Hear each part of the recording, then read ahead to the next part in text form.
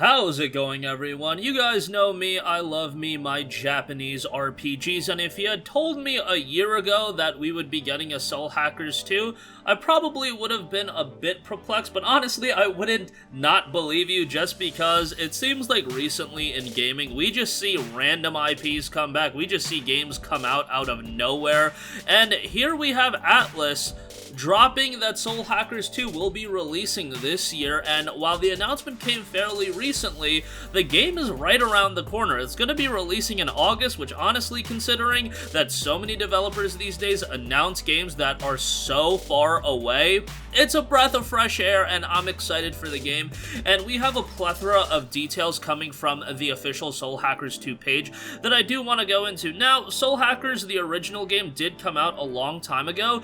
If you want to play the original, you can, but I wouldn't worry about going into this game having played the original one. It's not necessary. You can probably just jump into this game and have a great experience because the original Soul Hackers came out on the Nintendo 3DS, but the initial release was back on the Sega Saturn as well as the PlayStation, the original PlayStation, and then it made its way over stateside on the Nintendo 3DS in 2013.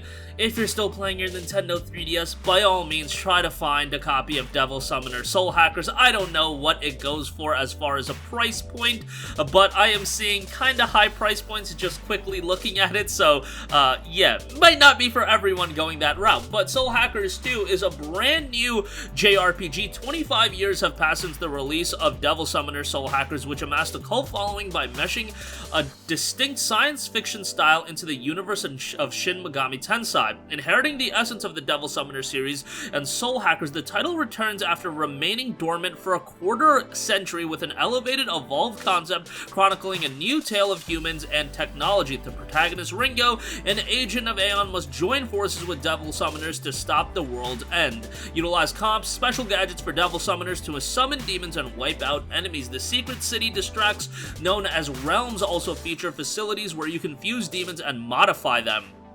Deepen your bond with your friends throughout the game, something pretty, reminiscent of other SMT titles. Interactions at a bar, you'll have various interactions with your friends in the story. Also, you can have these interactions in the hideout, and at times by retracing the past memories of summoners through vision quests. This group of outlaws living in the shadows of humanity, will they be able to stop the world's destruction? You'll have to ultimately play the game to find that out, but the backdrop of this story is set in mid-21st century, a story set in a not-so-distant future. Devil Summoners are those who live in the shadows of society, harnessing the otherworldly power of demons. Another entity quietly watches over the world of humanity, a sentient data collective born beyond the periphery of technology. As an entity transcending human intelligence, Aeon one day detects and observes that the end of the world is approaching.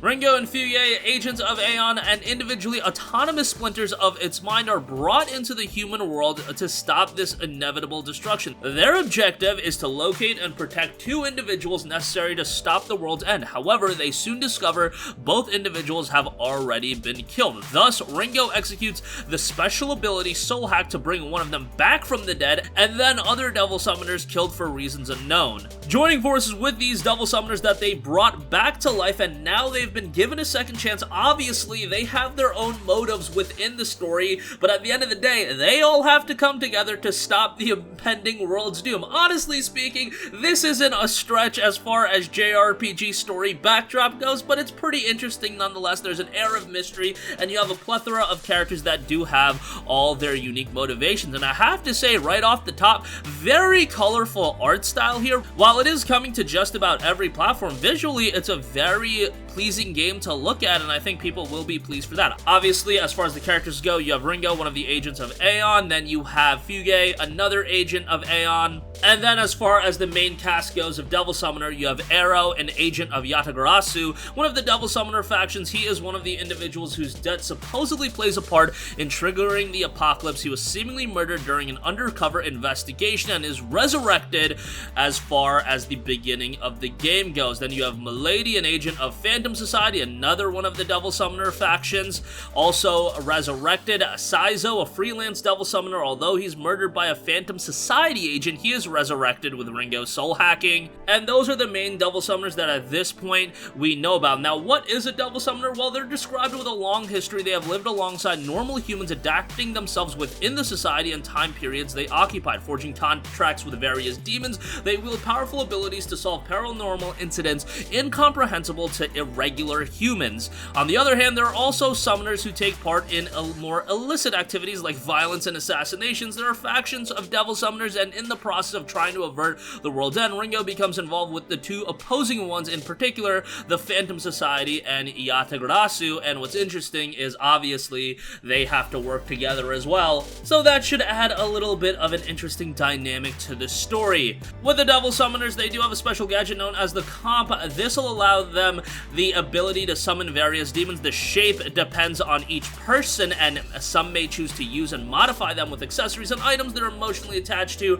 Ringo's Comp has been altered with Aeon's technology, and it can be directly equipped with demons. Utilization of the comp will allow you to make contracts with the demons, and that is pretty standard SMT fare. And as far as the gameplay goes, that'll be relatively standard, but you will also have an element of exploration. And then as far as combat goes, you'll utilize enemies' various weak points and use that to your advantage. We're waiting on more details on the gameplay, but it looks to be pretty standard fare, but that doesn't seem to be a necessarily bad thing. It does look like there's gonna be a healthy level of areas to explore.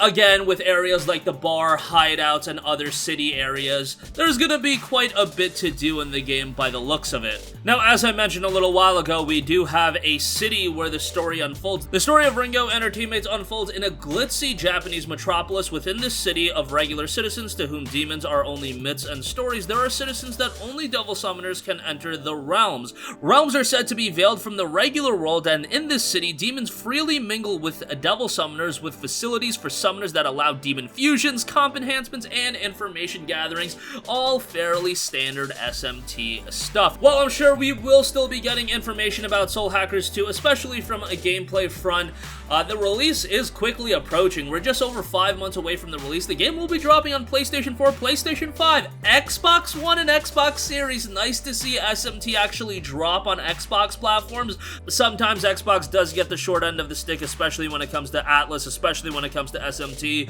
so more people playing these games. I don't think a ton of people will buy them on Xbox, but the fact it's there, the fact it's available, the fact it will be available to more people, that's always a good thing. And of course, the game will be available on PC as well via Steam. It will be dropping August 25th in Japan. Quick turnaround for the stateside release as well. Love to see that. August 26th worldwide. But that is going to do it for me. Let me know your excitement level for Soul Hackers 2. It's one of those games that I think will have a healthy level of buzz as we get closer to its release, especially because generally speaking, late August isn't a period where you've got a bajillion games coming out, so I think they can really take advantage of that. You've got a little bit of name value here as well, so commercially, I hope that this game does do pretty well, to the point where the franchise does not need to be dormant for another quarter century. But that's gonna do it for me. Sound off with all of your thoughts in the comment section down below. Thank you for watching, and goodbye.